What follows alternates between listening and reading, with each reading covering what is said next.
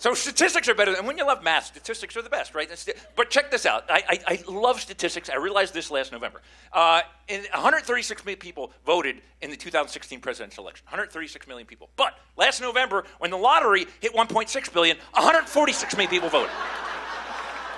10 million more than voted in the election. So here's my idea. I have good ideas. We want more people to vote. Every election, we pick one voter to win $1.6 billion.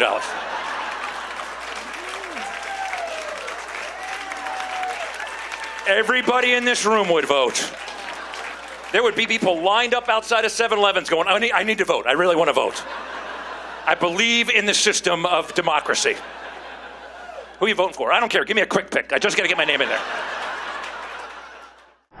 But when I watch it, I go, we should make a movie. So what I did in PowerPoint, because I can do this, is I've actually started casting the movie of the election 12. And you remember, there's already pretty much a standard for this, because Sarah Palin, was Tina Fey. Was there a better Sarah Palin? I think Tina Fey should just keep giving money to Sarah Palin, and she'd have a career. But let's look at the other folks in this year's election. Of course, Barack Obama, I always thought, because I'm a nerd, should be played by Tuvok from Star Trek. Every time I look at him, I go, live long and prosper, Obama. Hi there, and welcome to a very special election episode of Comedy in Place. It is the comedy show that comes to you from my office right here in my home in Southern California. I am your host, Don McMillan. Thank you for joining us today. And don't be afraid. This is not a political show. I am not a political comic. I promise I am not selling anything. I don't have an agenda except to make you laugh. Really, it's all about survival. It's all about survival. How are we going to survive the next 3 weeks until the election actually happens? I don't know about you, but I can't not watch. I can't. I don't like to be ignorant. I like to pay attention, but it is so hard to pay attention right now. I get so stressed. It's like, I actually think now, if you go have a cardiac stress test now, they don't put you on a treadmill anymore and hook you up to an EKG. They hook you up to an EKG and then turn on CNN or Fox or whatever. If you can watch the news for 10 minutes, your heart is fine.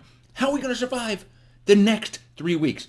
I'm going to share with you how I do it. This is my secret. By the way, stick around. At the end of today's show, more live comedy coming up in front of a live studio audience with people actually laughing, so I know it's funny. This might be funny. I don't know. I can't hear you laugh. Let's get to today's Comedy in Place bit, which is about my survival method. Here's what I do. When I'm watching the news now, I swap other people in. Like when I see certain people, I imagine them to be somebody else. Like who would play them in the movie, or what character, animated character they look like. And it keeps me distracted enough that I don't get too upset.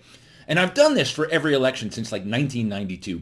That opening clip showed you the one from 2012. I did it for 2012. I'm doing it again this year, and I wasn't going to share it, but I think we need it now more than ever. Let's get to my Comedy in Place bit, which again is all about, I actually frame it as, who's going to play who if they ever rate a movie about this year's election? What if they actually maybe it'll come to Netflix someday, Election 2020, the movie. Who would play who in the movie? That's the bit.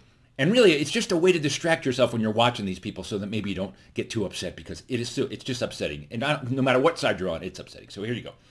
Bernie Sanders, of course, and just a quick idea of how this works. Nobody else could play Bernie Sanders in the movie but Larry David. Larry David, I don't even know the difference anymore. That's how good the Larry David impression of Bernie Sanders is. In fact, I think Larry David could get elected president in 2024. I think he could. I really do. But Elizabeth Warren, Saturday Night Live hasn't thought, who should play Elizabeth Warren? I think David Spade. I'm sorry, David, but you look like Elizabeth Warren. And I'm sorry, Elizabeth, but David Spade's a good, well, you know what I'm saying. That's how this bit works. Okay. Pete Buttigieg. Now, I love Pete. Mayor Pete's great, but he's like 12. He's like 12 years old. And you know what he looks like? When I look at him, I think, it's Frodo. It's Frodo from Lord of the Rings. It's Frodo. Look, you put this, tell me that's not Frodo. That is Frodo. Come on. See, hopefully this will make you laugh when you see these people. Now, I'm doing both sides. I'm not staying to one side or the other. I'm an equal opportunity kidder, okay? William Barr, great look, by the way. William Barr is Elton John. Did you ever think Elton John and William Barr would look like? But throw the glasses on there, and look, I think Candle in the Wind. I want to see William Barr do Candle in the Wind. Or if you don't like that, if we're going to go animated, he actually looks a lot like Droopy Dog. I'm sorry. William Barr does not look like he's a lot of fun at a party. This party's no good. All right, let's move. Kellyanne, I'm sorry, Kellyanne. I'm going to apologize. You're probably a very, very nice lady, but from my youth, I remember this character so well. And every time I see Kellyanne Conway, I think of Madame from Wayland Flowers and Madame. Remember the puppet? She looks like the puppet. I'm sorry. I apologize. I'm sorry, but I can't help it. If you're laughing, you should feel bad. But it's funny. I'm sorry. It's funny. Look, do I need to show you anything else? If you just put the head... Okay. All right. We'll move on. Chris Christie. We're going animated. He is Fred Flintstone. I'm sorry, Chris Christie. If they ever do a remake of the Flintstones, Chris Christie could be Fred Flintstone. And I love Fred Flintstone. That's what I'm saying. All right, let's get to the major characters. Like Kamala Harris. Kamala Harris, I can't help it. But whenever I see her, I immediately think, oh my God, it's N. Empatha Murkerson from Law & Order. That's who I see. When I see Kamala Harris, I think of S. Empatha Murkerson. And I immediately, when I see her, this is what happens to me. I see Kamala Harris, and this is what I hear. Law & Order. She was a DA after all. It makes perfect sense. That's what I'm saying. Mike Pence. Classic look. And who else could play Mike Pence in the movie but Steve Martin? Come on. He's Steve Martin. But I'm not sure we can get Steve Martin. I'm not sure. I don't think he's a political guy. But when I really look at Mike Pence, you know what I think Mike Pence? You know what? Here's what I'm thinking. Maybe Colonel Sanders. Yeah, he does. Look, come on. Mike, you gotta love fried chicken. Come on, Mike. It's all American. That's what I'm saying. Joe Biden. I love Joe. But when I see Joe, only one person can play Joe in the movie, and that is Leslie Nielsen. Come on. It's perfect. Leslie Nielsen, I actually could see Joe Biden in Airplane or, it would be perfect. And then finally, to play Donald Trump in the movie, nobody could play Donald Trump but Donald Trump. And no, he wouldn't let anybody anyway. So Donald Trump is going to be in an election 2020, the movie. He will be playing himself.